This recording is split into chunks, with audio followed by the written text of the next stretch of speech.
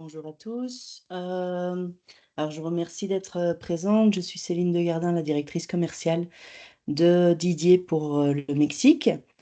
Alors tout d'abord, je tiens à m'excuser parce que,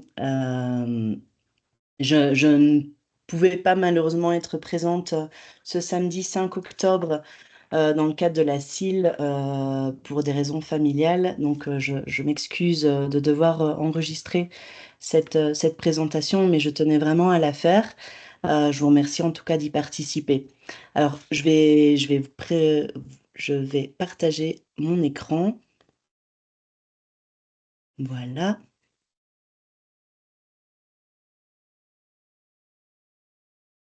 voilà. Alors je partage, avec vous donc, l'écran, j'espère que tout le monde peut le voir. Donc voilà, je vais commencer, cette présentation dans le cadre du Congrès international de langue organisé par l'Université autonome de l'Estado de Hidalgo. Voilà, donc la présentation s'intitule «Des astuces pour utiliser le téléphone portable, smartphone ou tablette et impliquer les apprenants de FLE». Alors, le téléphone portable, c'est un objet, qui en général est controversé dans la classe, surtout lorsque on est professeur de FLE pour des mineurs, au niveau, collège ou lycée ou même, école primaire. C'est un objet qui, en général, est interdit dans la salle de classe en fonction des pays aussi.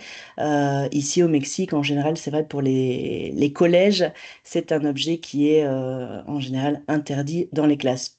Mais finalement, c'est un objet que tout le monde possède et que tout le monde généralement affectionne, donc c'est un objet qui est motivant. Cela oblige les enseignants à devoir, effectuer des adaptations lorsqu'ils souhaitent l'utiliser en classe de FLE. Alors ces adaptations justement, on va les voir, tout au long de la présentation que je vais faire, je vais expliquer au fur et à mesure. Alors, je vous donne déjà, quelques exemples d'activités qu'on peut faire, mais comme je le disais tout à l'heure, on va les développer tout au long de la présentation. Alors, on peut utiliser le téléphone portable. Alors, quand je parle de téléphone portable, j'inclus aussi, finalement, l'utilisation de la tablette ou, des iPads, iPhone, tout ça. On peut l'utiliser pour dans le cadre de la compréhension. C'est un objet qui est facile, on peut accéder à des compréhensions, à des documents surtout authentiques, facilement et généralement des documents très courts.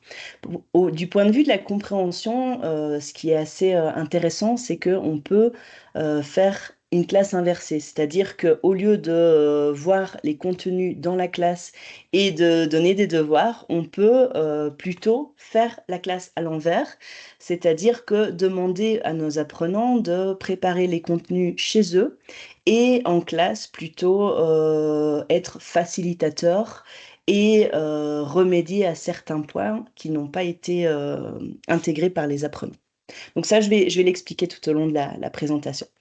La production, ben ça, c'est un peu plus logique peut-être, hein, quand on voit les réseaux sociaux et cetera, bah, forcément on peut, publier, on peut commenter, on peut, effectuer des productions orales, via le smartphone, on peut s'enregistrer, heu, donc c'est assez, facilitant. Pour l'interaction, beh, si effectivement on participe, à des commentaires d'une publication ou à un forum, forcément on est plutôt dans l'interaction avec d'autres personnes qu'on ne connaît pas forcément. Les chatbots ce sont, des chats, utilisés, via intelligence artificielle qui permettent également d'avoir une interaction. Alors oui, vous allez me dire: «C'est une interaction avec un robot», mais finalement, il y a interaction. On peut, interagir en français. Ça, je vais aussi le voir, plus loin dans la présentation. La médiation, comme vous le savez, c'est, quelque chose qui est arrivé en 2018 dans la nouvelle version du cadre européen de référence pour les langues. C'est quelque chose que finalement on a toujours fait, mais c'est vrai que c'est apparu en 2018 dans la nouvelle version du CECRL. La médiation, en fait, c'est ce qui permet, de faciliter via un intermédiaire, l'accès à un document ou la compréhension d'un document, transmettre des informations, donc utiliser une tierce personne pour transmettre des informations. Donc ça aussi, on va le voir dans la présentation. Ce qui est important dans la médiation, c'est vraiment de s'assurer que chacun, si on fait des tâches ou des projets par groupe, chacun ait un rôle, et bien l'objectif présent pour arriver à la tâche en commun. Le téléphone portable aussi, c'est pas quelque chose qui est toujours évident, mais il permet d'effectuer de la différenciation pour pouvoir adapter les rythmes. Surtout lorsqu'on arrive, des niveaux A2, B1, B2, on a parfois, au sein d'un même groupe, des niveaux différents. Donc le fait d'utiliser le téléphone portable peut permettre d'adapter les tâches, d'adapter les objectifs, d'adapter les niveaux en fonction, des profils des apprenants. La communication, ça c'est important finalement, c'est vrai que les téléphones portables aujourd'hui tout le monde est communiqué, mais on n'a pas forcément une bonne communication. Alors là, c'est important plutôt le rôle de l'enseignant, de travailler sur ce qui est la nette étiquette, pour, veiller finalement à une bonne éthique finalement, parce qu'il y a des choses, on doit faire attention quand on publie des commentaires ou qu'on émet des posts, des publications sur, les réseaux sociaux notamment, il faut faire attention à ce qu'on publie, il faut faire attention, à sa communication et il faut faire aussi attention à la confidentialité des données. Surtout si on travaille avec des mineurs, hein, si on leur demande par exemple de publier des photos, où il faut faire un peu attention. Donc ça aussi, on va le voir. On peut bien entendu, faciliter, via les nouvelles technologies, l'évaluation, mais surtout l'auto-évaluation pour pouvoir réguler justement l'apprentissage. Alors, je continue. Est-ce que justement, vous utilisez le téléphone portable en classe? Comment vous l'utilisez? À quel moment?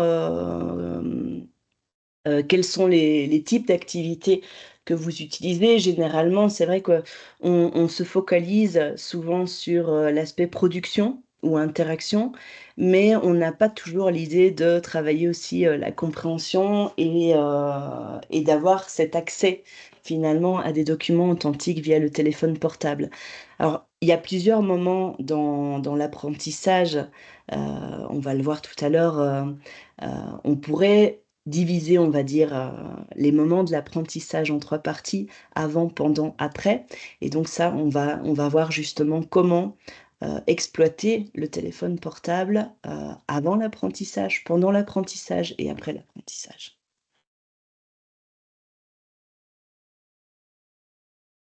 Alors avant la séance, donc ça c'est ce dont je vous parlais, on peut, imaginer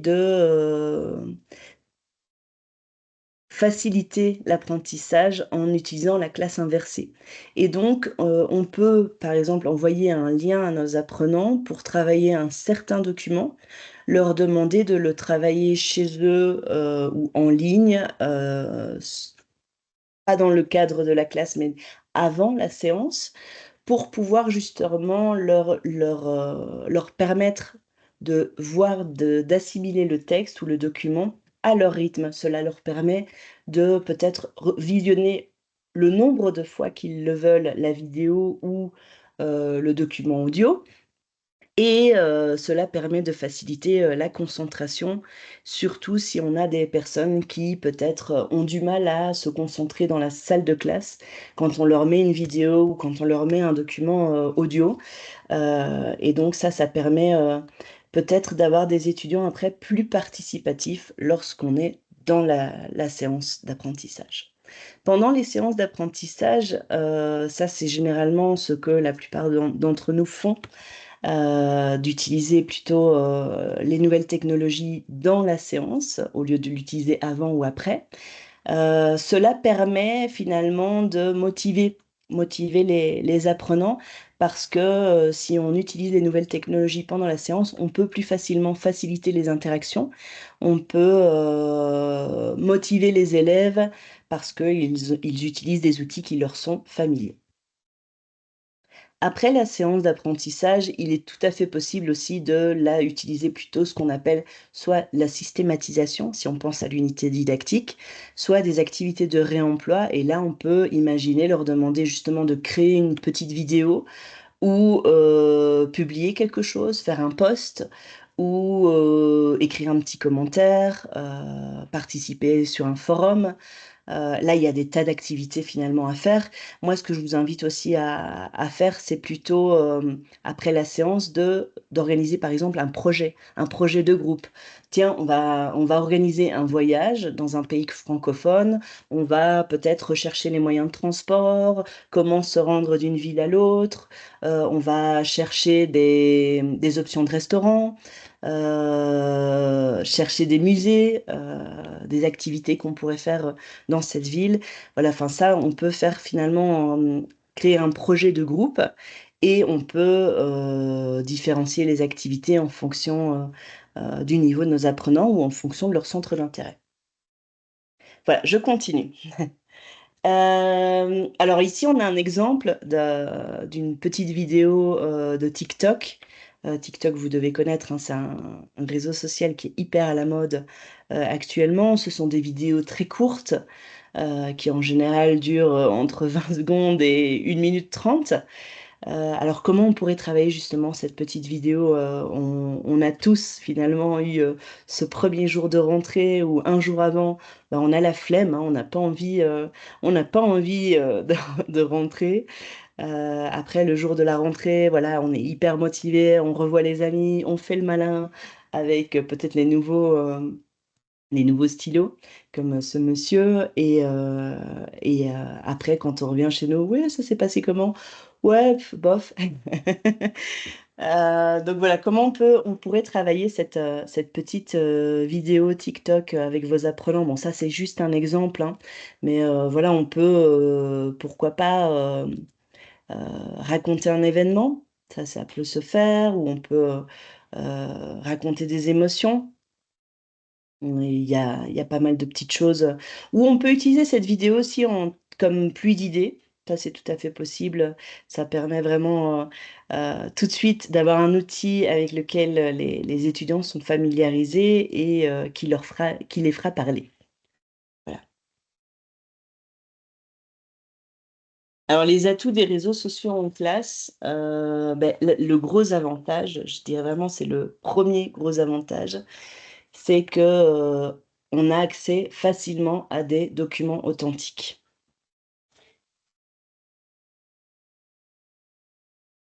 Les réseaux sociaux, ce sont finalement, des documents aussi qui sont très dynamiques, très, colorés, très courts surtout, et ça, c'est pas mal parce que dans une classe de FLE, alors surtout en plus si vous travaillez collège, lycée, dans une institution éducative, les cours sont généralement très courts, peuvent durer entre, 45 et 60 minutes.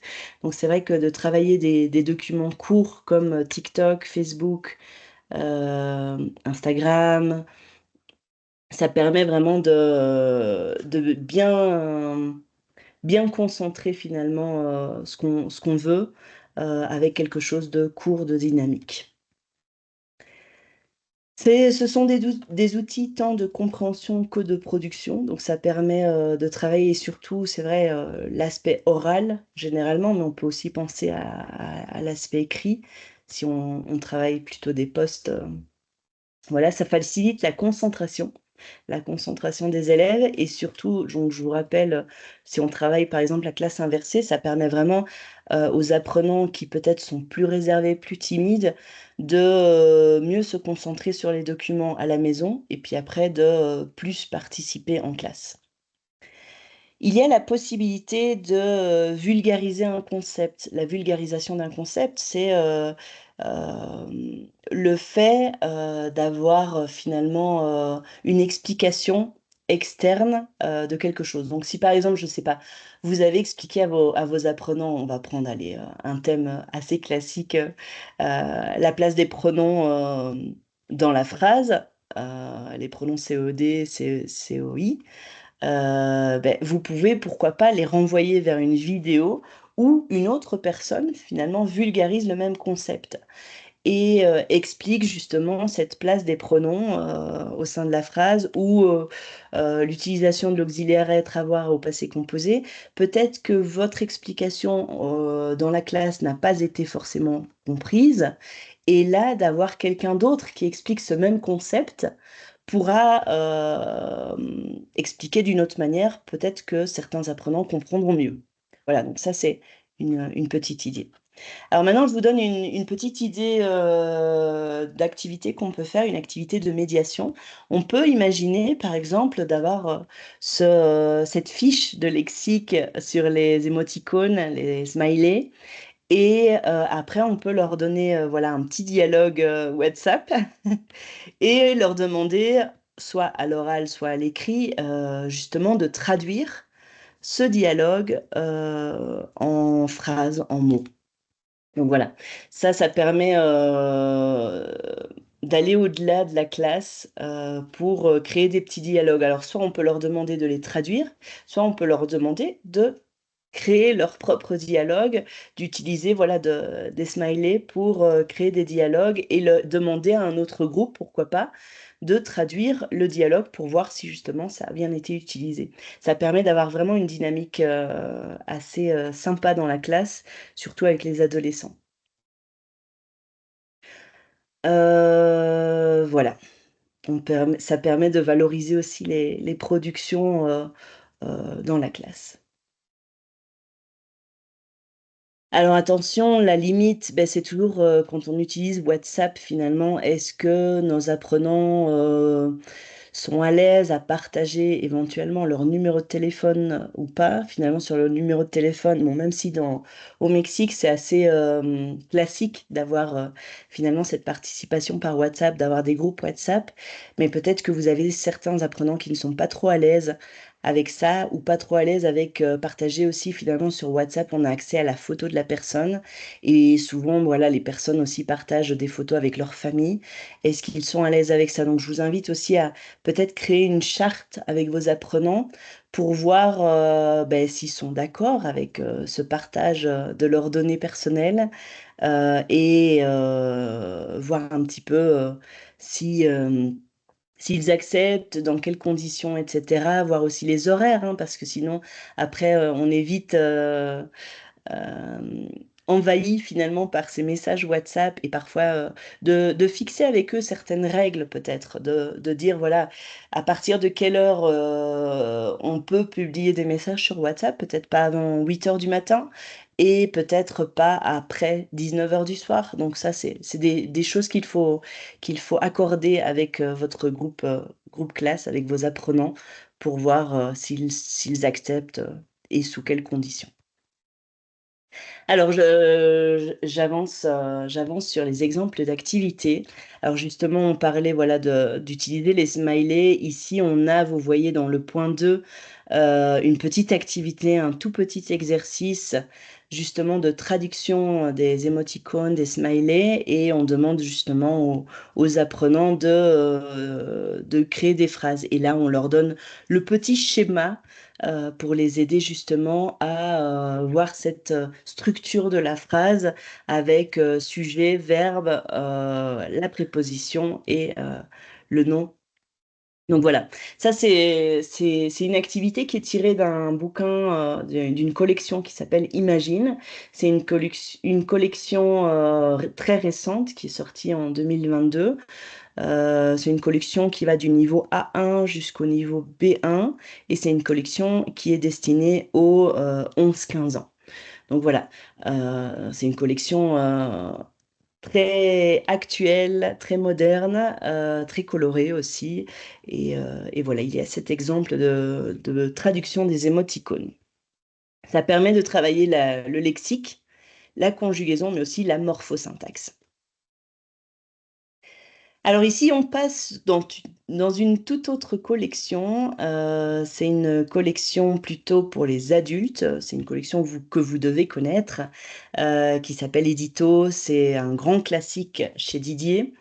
C'est une collection donc, pour, grands adolescents, universitaires, adultes, une collection qui a la spécificité, d'introduire, quand même beaucoup de documents sur la francophonie Et c'est une collection qui varie beaucoup les contenus, les documents. Alors ici, on a justement un dossier sur les emojis et sur le fait d'avoir finalement des emojis qui sont générationnels. On n'utilise pas forcément les mêmes émoticônes si on est une personne de 50 ans que si on est une personne de 15 ans. Donc c'est vrai que les générations peut-être avant les années 90, on avait tendance à utiliser beaucoup l'emoji pleurs de rire, lol. Donc voilà, ça c'est un petit texte justement qu'on peut travailler en classe inversée au niveau B2. Et on peut leur demander donc aux apprenants de lire ce texte et ensuite plutôt travailler en classe tout le contenu du dossier. Donc là, on voit, on peut pas travailler finalement les nouvelles technologies sans voir tout ce qui est lexique digital. Donc finalement, enfin voilà, il faut aussi donner les outils aux apprenants pour pouvoir travailler tous ces dossiers sur les nouvelles technologies. Et on a ici, sur le côté droit, vous voyez l'aspect culturel. Probablement, voilà, les émojis ne sont pas utilisés de la même manière au Mexique qu'en France, qu'au Canada, ou qu'en Afrique, ou en Polynésie française, par exemple. Donc voilà, ça c'est tout un dossier qui permet vraiment de voir alors tant l'évolution générationnelle des emojis, le lexique de la communication digitale et ensuite les aspects culturels, la diversité aussi avec voilà la communication inclusive. Donc voilà, ça c'est tout un dossier qui est travaillé dans Édito B2 qu'on peut travailler justement en classe inversée avec les apprenants. Alors maintenant, on passe sur les stories Instagram. Là, on a un exemple voilà, d'un post d'une personne sur Instagram. Alors, comment on pourrait travailler cette activité? Il y a plusieurs moyens, il n'y a pas une seule bonne réponse, hein. On peut travailler justement les activités quotidiennes, on peut travailler l'alternance passé, composé, imparfait pour raconter les vacances de cette personne, pourquoi pas. On peut faire une pluie d'idées avec les apprenants de, ben voilà, est-ce que vous utilisez Instagram? Combien de temps par jour vous passez sur Instagram? Voilà, on peut soit l'utiliser comme une pluie d'idées pour commencer l'unité didactique, soit on peut l'utiliser comme une activité de réemploi, soit comme de la systématisation avec, pourquoi pas, une espèce de, de schéma où on leur demande, ben voilà, le matin, que fait cette personne? L'après-midi, qu'est-ce qu'elle a fait? Voilà. Donc il y a beaucoup de choses qu'on peut faire finalement. Instagram qui est finalement un réseau social, qui utilise beaucoup de photos, permet d'être assez libre aussi sur, les productions et l'interaction en classe. On peut aussi imaginer d'utiliser les filtres, alors voilà, ça c'est peut-être quelque chose qu'on utilisera plus facilement avec les adolescents qu'avec les adultes. Peut-être, enfin ça dépend les groupes que vous avez d'adultes, mais c'est vrai qu'avec les adolescents, c'est une activité qui fonctionne bien d'utiliser les filtres, d'essayer plusieurs filtres et peut-être, on peut alors donner des conseils, ça pourrait, mais ce serait plutôt du à 2. Mais au niveau 1, on pourrait pourquoi pas parler de ses goûts, les j'aime, j'aime pas, ou travailler la négation. Donc voilà, c'est une petite dynamique humoristique. Alors dans édito, maintenant on passe au niveau A2. On a un petit dossier justement, vous voyez qu'au niveau A2, donc je rappelle, édito est une collection plutôt pour adultes. Au niveau A2, dans le cadre commun de référence pour les langues, la chose typique qu'on a, c'est justement présenter les avantages et les inconvénients, donner son opinion avec le commencement de l'opinion, hein, et conseiller. Donc là, on a un dossier justement de quelle photo pour son profil. Vous voyez qu'on va pas forcément utiliser la même photo de profil pour Facebook que pour LinkedIn, ou pour Insta, ou pour des sites de rencontres, pourquoi pas. Donc voilà, donc ça c'est quelque chose on peut travailler le texte, même chose en classe inversée pour gagner du temps dans la séance de classe. Et après, dans la séance de classe, on peut imaginer, pourquoi pas, faire un petit quiz. Pardon, je suis passée trop vite. Faire un petit quiz, les organiser par groupe et projeter des photos et leur demander, ben voilà, cette photo-là, euh, donnez votre opinion et justifiez. Pourquoi cette photo n'est pas adéquate pour LinkedIn, par exemple. Donc voilà, c'est une petite dynamique qui peut être sympa à organiser avec les apprenants en classe pour faire un espèce de petit jeu où ils doivent justement justifier si la photo correspond ou pas à certains réseaux sociaux. Toujours au niveau A2, on a aussi un réseau social qui est peut-être un peu moins connu, Twitch. Twitch, c'est un réseau social qui permet de publier des vidéos qui à la base était, enfin à l'origine, c'était un réseau social pour les jeux vidéo, pour donner des conseils, pour passer d'un niveau à l'autre. Mais voilà, Twitch peut être utilisé aussi. Alors soit on peut euh, publier des commentaires sur des vidéos existantes pour poser des questions, pour donner son avis, ou on peut aussi imaginer que les apprenants publient finalement une petite vidéo pour soit vulgariser un concept. On peut leur demander, ben voilà, imaginez une vidéo pour expliquer euh, je sais pas, euh, la place des adjectifs dans les phrases, par exemple.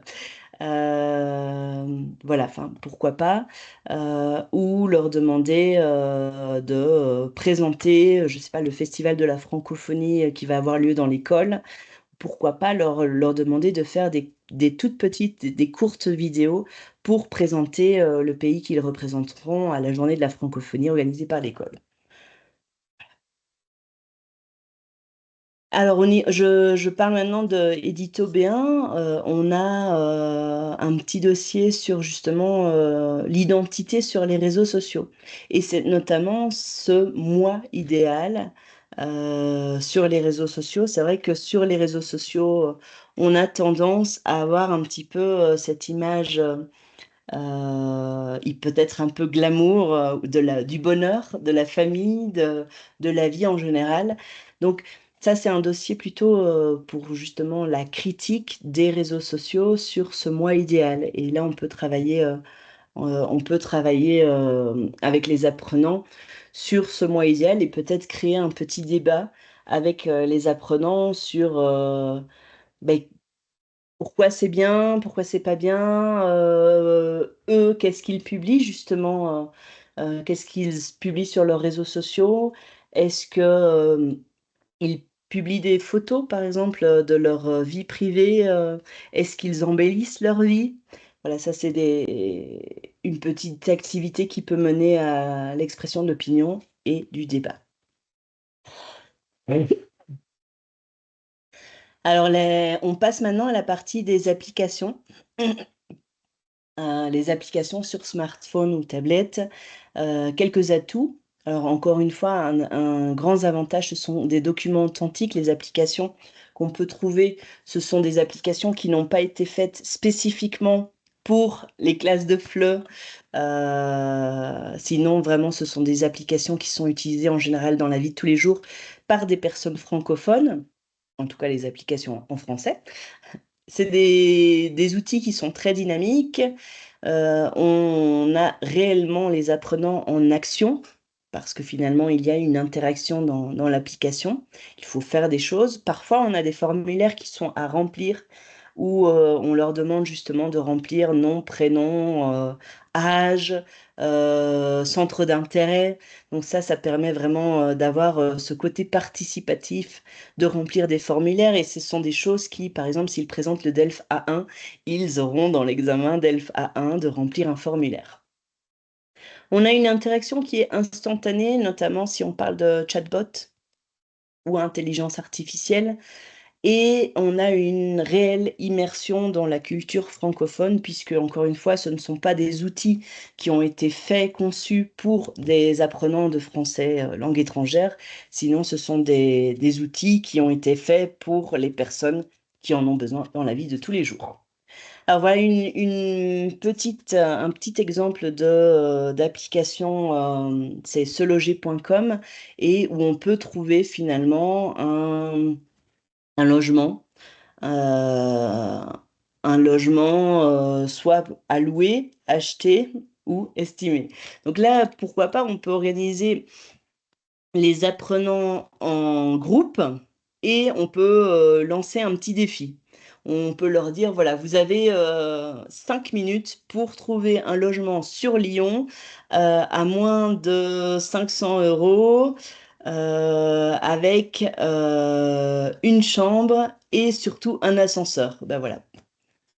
C'est l'exemple qui est ici.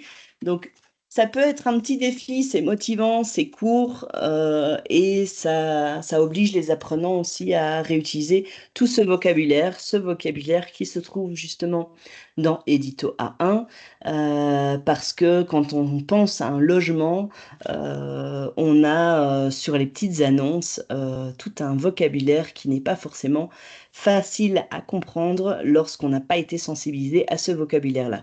Donc ça, vraiment, je vous invite, à voir ce vocabulaire en amont, parce que sinon, ça va être très difficile pour eux de faire l'activité.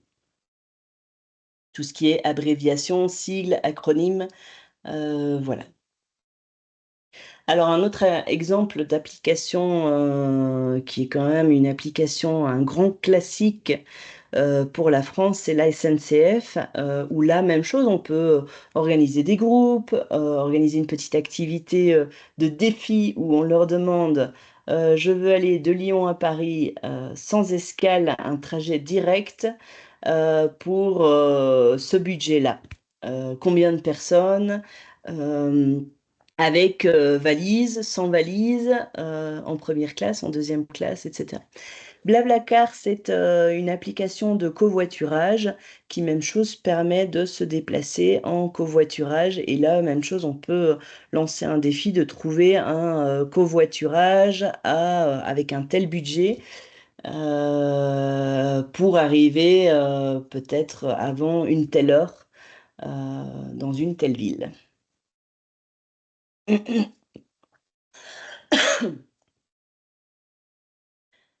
Les chatbots, donc je rappelle, hein, c'est, finalement un chat qui utilise l'intelligence artificielle, mais qui permet une interaction, écrite cette fois-ci, avec, oui, un robot, mais qui permet d'obtenir des informations. Donc ça, c'est quelque chose qu'on peut travailler, dès le A1, mais pour le A2, c'est vrai que c'est vraiment l'idéal de pouvoir résoudre des situations, pardon, et obtenir des informations grâce à ce chatbot. Donc vous voyez là, vous avez justement des exemples de thèmes. Vous avez oublié un bagage dans une gare, qu'est-ce que je dois faire? Quel est le format que je dois remplir? Ou quel est le numéro de téléphone pour signaler un objet perdu? Quelles sont les règles en termes d'étiquetage? Ou, j'ai une valise, fragile ou de grande taille, par exemple, je veux voyager avec mon vélo, est-ce que c'est possible?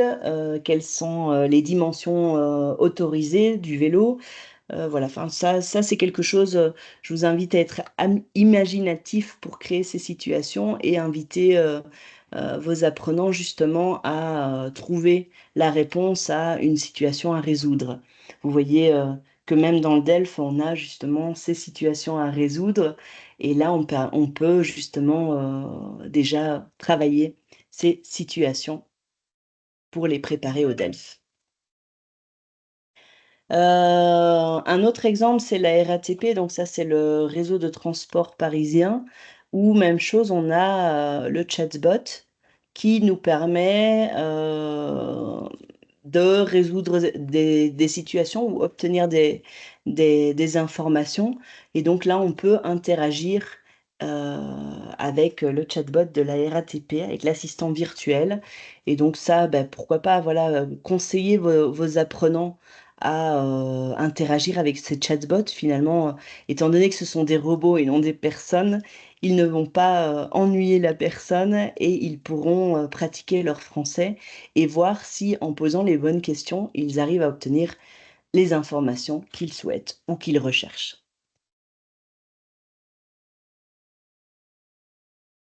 Alors, sur Édito A1, donc je rappelle, Édito est une collection pour les adultes, on a justement un dossier sur tous ces réseaux de transport assez familiers dans la culture francophone française. Donc là, vous voyez, vous avez maintenant le billet digital avec toutes les informations. Et ben, voilà, vous pouvez voir justement avec vos apprenants travailler justement tout ce format par rapport à la voiture, la place, la classe, la première classe, la deuxième classe. Enfin voilà, vous pouvez travailler ça avec vos apprenants et après, une fois que vous avez les réseaux de transport, pourquoi pas faire des recherches pour aller sur le site de Blablacar, par exemple, et faire le petit exercice par groupe ou le petit défi pour trouver le trajet le moins cher ou le trajet le plus rapide ou le trajet sans escale. Voilà. Alors là, on va parler maintenant de NetEtiquette, donc justement les bonnes manières quand on utilise l'interaction ou qu'on publie certaines choses sur le net. Donc, quelles sont ben, les choses dont il faut faire attention? La protection des données, les commentaires, comment rester respectueux tout en publiant son opinion. Donc voilà, ça c'est un dossier qui existe dans Édito B1 et qui permet vraiment de sensibiliser les apprenants à cette étiquette, à cette éthique sur le digital, le numérique. Alors maintenant, on va parler de l'application Didier. Donc toute notre collection, tout notre matériel vient avec une application qui a la particularité d'être une application en ligne. Ce n'est pas une application qu'on télécharge, c'est une application qui est disponible en ligne. Donc en fait, vous ouvrez votre navigateur et sur le navigateur, à l'endroit de l'adresse, il vous suffit de mettre Didier Fleu, je le fais tout de suite, didierfleu.app.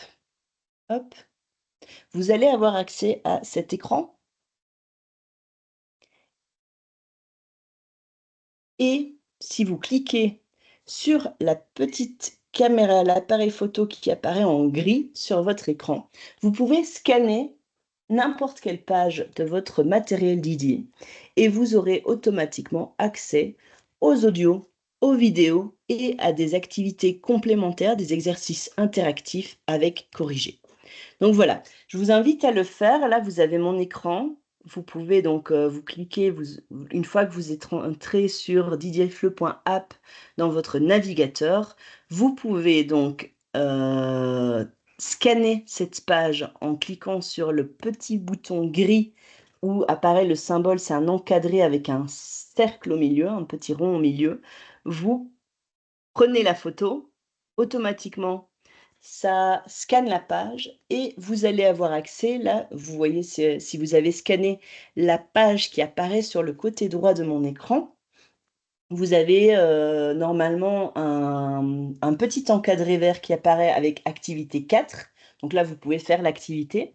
Et vous avez 3 encadrés orange qui apparaissent piste 93, piste 94, piste 95. Et là, vous pouvez donc écouter une piste. Donc là, je le fais.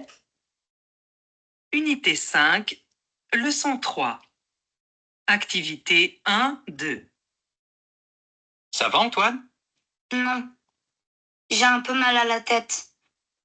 Voilà, donc vous avez accès gratuitement et facilement surtout à tout ce qui est audio, vidéo et exercices interactifs via cette application. Il vous suffit d'être connecté à des données ou au Wi-Fi de votre institution où vous travaillez pour accéder à ces ressources.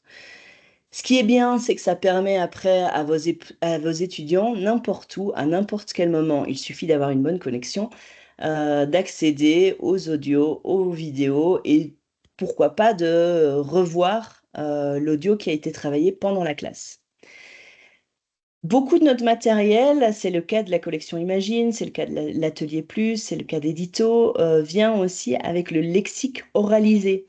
Donc ça permet aussi d'avoir finalement de pouvoir réviser le lexique, mais surtout de l'entendre et donc d'améliorer aussi la prononciation du vocabulaire qui aura été vu pendant toute l'unité, pendant tout le dossier. Et ça permet voilà, de pouvoir mieux réviser avec une bonne prononciation euh, le lexique qui est vu pendant l'unité. Voilà. Ici, vous pouvez le tester, hein. Là, je laisse un petit peu l'écran sur cette page. Vous pouvez tester. Là, normalement, si vous scannez cette page à droite, vous aurez accès à la petite vidéo sur l'atelier Rigologie. Et là, on a sur la collection Édito un partenariat avec RFI Savoir.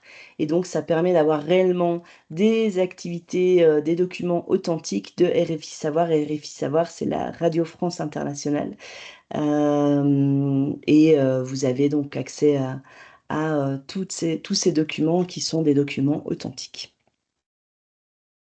Voilà, je continue. Alors maintenant, je vous présente une autre ressource que proposent les collections Didier. C'est Big Up. Big Up, c'est un réseau social sécurisé qui est pour les adolescents. Donc adolescents niveau collège et niveau lycée. Et surtout, nous avons des contenus sur Big Up qui sont adaptés aux collections Imagine et Nouvelle Génération. Donc, si jamais dans votre institution, vous utilisez ce matériel, ces collections Imagine ou Nouvelle Génération, n'hésitez pas à nous contacter parce que vous pouvez également utiliser cet outil, ce réseau social Big Up, qui en fait est un outil pour avoir des correspondants en français. Donc, votre classe, si vous êtes collège ou lycée, votre classe peut correspondre avec une classe en France, en français, et échanger, interagir avec non pas des robots cette fois-ci, non pas avec des chatbots ou avec l'intelligence artificielle, mais avec des personnes adolescentes en France ou dans un pays francophone. Donc, c'est pas mal parce que ça permet d'avoir des interactions réelles avec d'autres adolescents à l'autre bout du monde. C'est très motivant, évidemment, pour les adolescents parce que là, on sort un petit peu du cadre de la classe, mais on est dans un outil qui est sécurisé. Donc, dans cette application qui s'appelle Big Up, les adolescents ne peuvent pas interagir avec une autre personne ou toujours la peur finalement quand on est dans l'interaction avec des correspondants, c'est peut-être de se dire mais peut-être que la personne à l'autre bout de l'ordinateur, ce n'est pas un adolescent mais une personne plus âgée qui se fait passer pour un adolescent. Non, là dans Big Up, c'est vraiment un réseau social sécurisé qui est dirigé aux adolescents et qui en fait, c'est pas ouvert à n'importe quel adolescent, c'est vraiment des classes scolarisées donc qui interagissent ensemble. Donc c'est vraiment des correspondants scolaires finalement qui interagissent ensemble en français. Donc voilà, si vous souhaitez obtenir plus d'informations sur Big Up, n'hésitez vraiment pas à nous contacter. Vous voyez ici en bas de l'écran, je vous ai mis la page internet didierfleu.mx. C'est une page internet donc spécifique au Mexique qui vient en espagnol et vous avez toutes nos données de contact sur cette page. Je vous invite à nous contacter si jamais vous avez des questions, que ce soit sur ma présentation ou sur une des collections que je vous présente dans cette présentation pour la CIL, ou sur Big Up. N'hésitez vraiment pas à me contacter. Alors maintenant, je termine, il me reste encore une quinzaine de minutes. Sur l'intelligence artificielle en classe, hein, on entend beaucoup parler là, depuis les dernières années de ChatGPT, même Paul McCartney l'utilise. Donc voilà, comment l'utiliser en classe de FLE? On peut imaginer demander à ChatGPT de rédiger des modèles de cartes postales ou des modèles de lettres. Ça permet aux étudiants finalement, surtout les plus réservés, d'avoir différents modèles. On peut demander à ChatGPT justement de créer des modèles et après on peut comparer ces modèles, voir un petit peu quelles sont les similitudes ou quel est le format. Quel est le format de la carte postale? Quel est le format de la lettre? Quelles sont les formules de politesse utilisées? Donc ça, c'est quelque chose que je vous invite à travailler, soit on l'a vu, hein, avant la classe, en classe inversée, pour demander justement à vos étudiants de venir en classe, de préparer avec ChatGPT les différents modèles du format utilisé, par exemple, si vous travaillez la carte postale ou la lettre, etc. Ou euh, peut-être demander aussi un format pour une présentation. Tiens, je veux organiser un exposé sur tel thème. Reprenons par exemple la francophonie. ChatGPT, donne-moi différents modèles d'exposé, formats d'exposé pour présenter un pays francophone. Et après, à partir de ces modèles, à partir de ce format, pouvoir permettre aux apprenants de s'approprier les structures. Donc pour les plus réservés, ça leur permettra vraiment de réellement s'impliquer et d'être vraiment concentrés aussi sur cet accès à l'information. Voilà. Alors une autre chose qu'on peut utiliser avec l'intelligence artificielle, c'est préparer un cours ou donner des idées. Tiens, ChatGPT, donne-moi des idées de jeux de rôle pour travailler les nationalités. Donne-moi des idées pour organiser un festival de la francophonie dans mon école. Euh, Donne-moi des idées pour faciliter l'interaction en classe de langue. Voilà. Une autre chose, une troisième utilisation de l'intelligence artificielle, c'est de faciliter des batteries d'exercice. Surtout si on a justement, on a des groupes niveau A2, B1, B2 qui ont fossilisé certaines choses et ça arrive, on arrive au niveau B2 et on remarque qu'on a toujours des apprenants qui ont du mal avec l'auxiliaire être ou avoir au passé composé. Ben, pourquoi pas demander justement à ChatGPT d'organiser des batteries d'exercices avec la correction pour faire de la systématisation avec ces apprenants qui ont fossilisé certaines choses. Donc voilà. Bon, je vous invite à consulter évidemment les bouquins Didier, où on a une excellente collection qui s'appelle 100% FLE, pour, avec beaucoup d'exercices de systématisation et des rappels sur les règles grammaticales, lexicales, etc. Mais rapidement, quand vous avez besoin de batterie d'exercice, pourquoi pas. Après, je vous invite vraiment à relire, hein, parce que ChatGPT, c'est pas non plus. Euh, il vaut mieux re-réviser, hein, ne prenez pas tel quel le matériel parce qu'il peut y avoir des erreurs dans les batteries d'exercice de ChatGPT. Donc, je vous invite à l'utiliser, mais avec beaucoup de précautions pour bien réviser si l'exercice correspond aux besoins de vos apprenants. Et après, ben, une fois que vous révisez, ça vous fait gagner un temps qui est très précieux dans la préparation de vos classes. Alors, conclusion, le téléphone portable, il permet de faciliter la différenciation et il permet surtout, je dirais, dans la classe inversée, de gagner du temps, un temps qui est très précieux pour les séances de classe. Il permet de favoriser l'interaction en classe, mais aussi en dehors de la classe, et de valoriser les productions des apprenants. Il permet de motiver les apprenants parce que, ils seront réellement en action avec des outils avec lesquels ils sont familiarisés, et il permet de travailler la pédagogie par projet. Il permet d'utiliser des documents authentiques, courts, dynamiques et s'immerger dans la culture francophone, de découvrir finalement via ces outils utilisés par des personnes francophones réelles, il permet de découvrir une partie aussi des aspects culturels, d'un pays francophone. Il permet d'impliquer les plus réservés, notamment, hein, on l'a vu, pour l'intelligence artificielle, d'avoir, peut-être des personnes qui participent un peu moins, et qui là, seront plus à l'aise à, interagir avec un chatbot ou avec l'intelligence artificielle parce qu'ils pourront faire des erreurs et avec leurs erreurs, réapprendre, dans leur apprentissage. Il permet de réduire les inégalités puisqu'on peut, on peut faire de la différenciation et remédier à certains aspects qui ont été fossilisés ou à certains aspects qui ne sont pas encore acquis.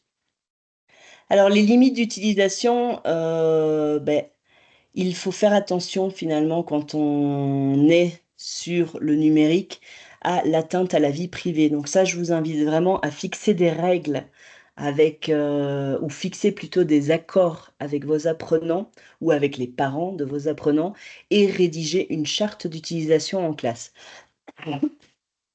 Alors certains diront la perte de contrôle pédagogique, mais au contraire, si on motive les apprenants, si on a des consignes qui sont claires et si en plus on valorise leur production, il n'y a pas de perte de contrôle pédagogique parce qu'on a des apprenants qui sont réellement impliqués et qui seront encore plus motivés. La perte de l'attention des apprenants, ben non.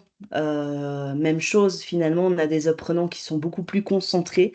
Et par contre, ce que je vous invite, alors il ne faut pas faire que du numérique, il ne faut pas que travailler sur smartphone et tablette, il faut alterner les moments où on travaille de manière peut-être un peu plus traditionnelle et les moments où on alterne avec du numérique. Voilà, je vous invite à consulter, la page didierfleu.mx qui est une page spéciale, pour Didier Atier au Mexique. Vous voyez ici, si vous cliquez sur, Nuestro Equipo, vous aurez accès à toutes nos coordonnées, numéro de téléphone et adresse mail pour pouvoir nous contacter. N'hésitez pas si vous avez des doutes, des questions ou si vous souhaitez découvrir certaines de nos collections, je vous invite à le faire. Voilà. Alors vous pouvez aussi, scanner ce QR et répondre à la petite enquête. Si vous scannez ce QR, vous répondez au petit questionnaire justement, pour nous laisser vos données de contact. On pourra vous contacter et on pourra vous offrir un bon de 6 mois pour, une de nos collections. Vous aurez, gratuitement une licence digitale numérique. Alors une dernière petite chose, alors je vous repartage. Une dernière petite chose, je vous invite à consulter